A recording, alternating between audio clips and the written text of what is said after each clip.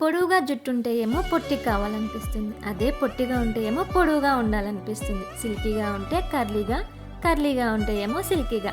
ఆశలు పెరుగుతాయి కానీ హద్దులుండవు మనకి. నాకు కూడా ఒక ఆశ చాలా ఇయర్స్‌గా నా హెయిర్‌ని కర్లీగా చేసుకోవాలని. కర్ల్ చేసుకోవాలి కానీ హెయిర్ డ్యామేజ్ కావద్దు అని సెర్చ్ చేసి ప్రోడక్ట్ తీసుకున్న మీషో నుంచి జస్ట్ 160 రూపీస్‌కే. ఇవి ప్యాక్‌కి 10 వస్తాయి.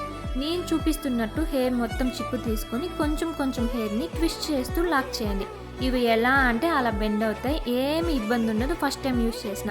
అలా మొత్తం హెయిర్ అంతా పెట్టి నైట్ మొత్తం వదిలేయండి.